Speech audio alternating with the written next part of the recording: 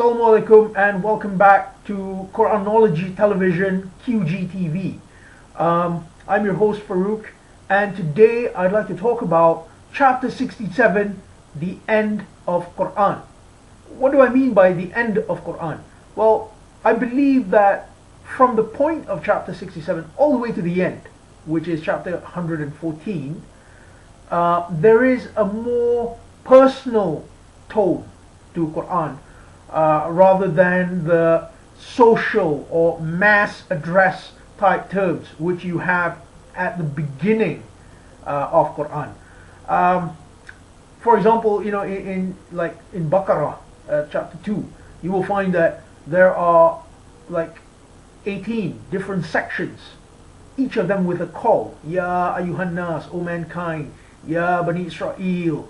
Ya ayyuhalladhina amanu, O ye who have believed. So these calls are very overtly missing from the last two chapters, from chapter 67 all the way to chapter 114. So why is this the case? Well, I believe that this is because these chapters are meant to be summations of Quran. So when you read these chapters, you will find that all the concepts which you have been taught from chapters 1 to chapter 66, they will be thrown into a mix. So you will be given another perspective on how they interplay with one another, thus giving you a better feel of the message. It's brilliant. It's really brilliant how Quran is arranged in such a way that its arrangement foregrounds and backgrounds concepts as we go through each chapters. But before that, I'd like to introduce you to the concept of juz. What is a juz? This Quran, it is divided into 30 juz, which means 30 parts, and the way it's divided is by quantifying the verses, and after a certain number of verses they pronounce there to be a juz, and then they go on until another juz, etc., until there are 30 juzes. Normally I don't pay the juz very much attention, and the reason for this is because the juz section, so where you move from juz 1 to juz 2, it's right in the middle of chapters. So if it's right in the middle of chapters, then it would be unhelpful for us to read that as significant, because it's not sectionalized by the Bismillah. The Bismillah is what is significant. When the Bismillah is there, we know that we've moved into a new section, or traditionalists will call it a new surah. But with the juz, there is no Bismillah. So why is it significant? Well, for juz 29 and juz 30, so we're talking about the last two juzes of the Quran, the beginnings of chapters coincide with the beginnings of juz. So juz 29 is called juz Tabarak. Why? Because it's the first verse of chapter 67. Tabarak alladhi biyadihi al-mulk. That's the first verse, and it's also juz 29. Juz 30 begins with the beginning of chapter 78, An-Naba. Amma yatasa'alun. So you see, it coincides, beginnings of chapters and beginnings of juzes, and I believe this is significant.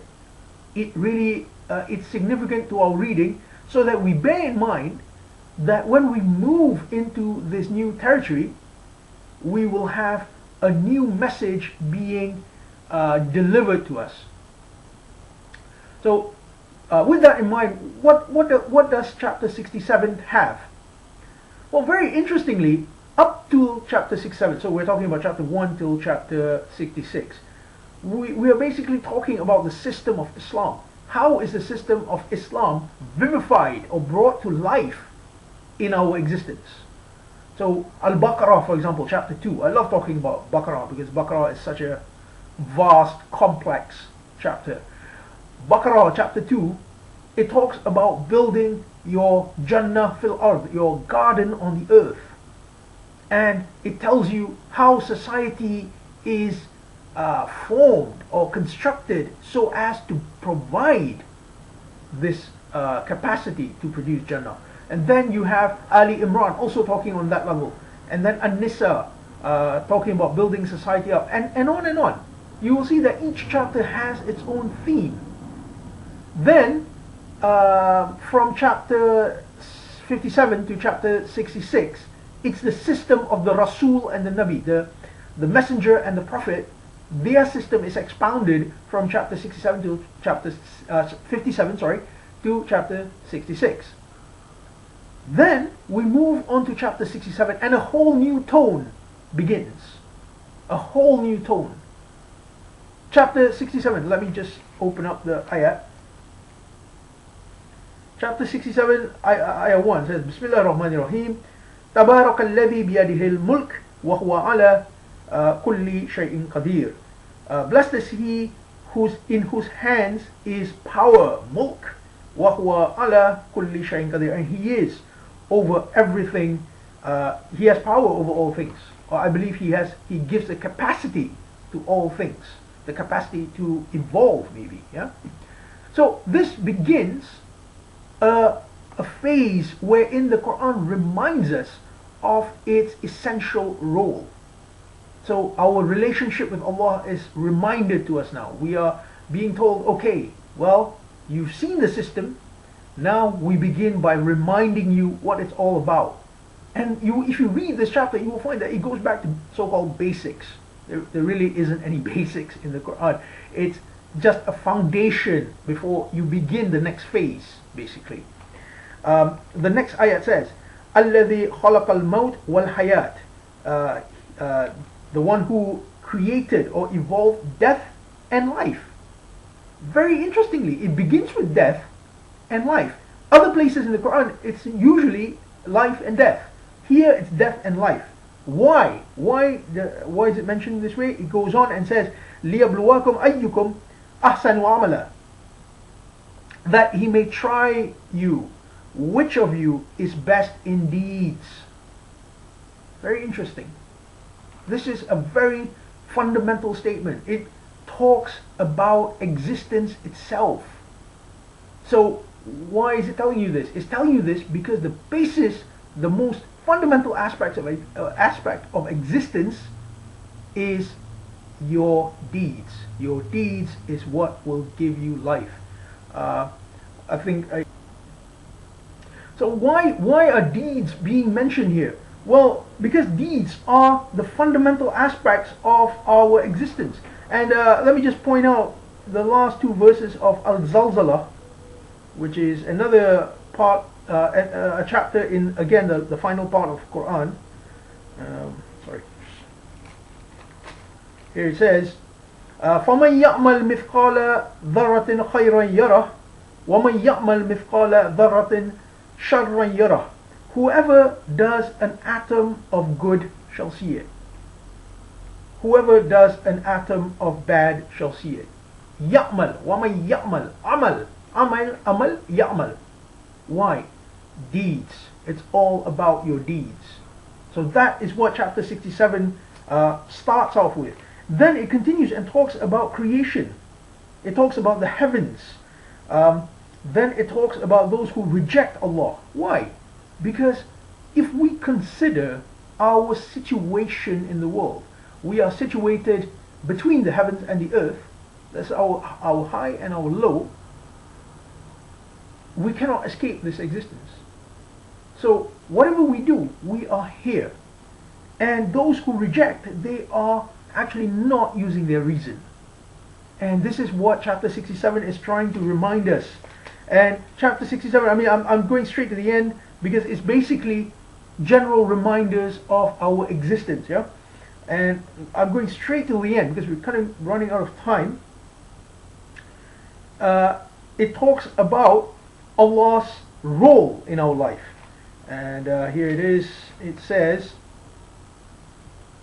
sorry, pages kind of difficult to get out here. It says, say, Huwa Rahman, he is the most gracious, and we have believed in him, and on him we have put our trust.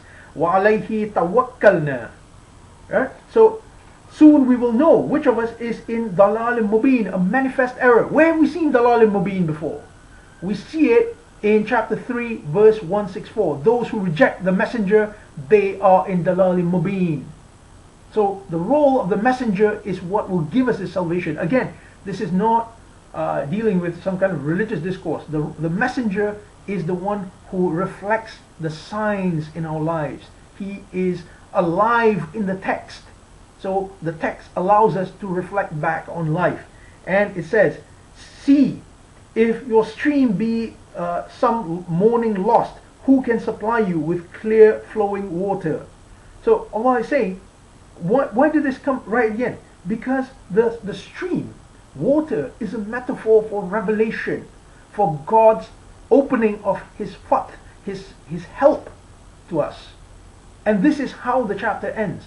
The chapter ends by ratifying our role.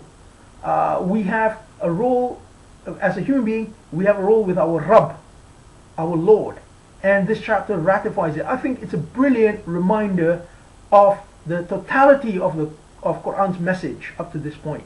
And after this, Al-Qalam, chapter 68, Al-Haqqa, and so on, we will see various aspects of Quran's teachings. Again, it's being rotated in our minds so that we really get the message. That's all I have to say for chapter 67. So next time you read chapter 67, bear in mind, this is the gateway to the last part of Quran. What does that do for your reading? I'm not saying accept what I've said, but experiment. Think for yourself. If you find that it's just a load of bunkum, comment on my blog or comment on YouTube.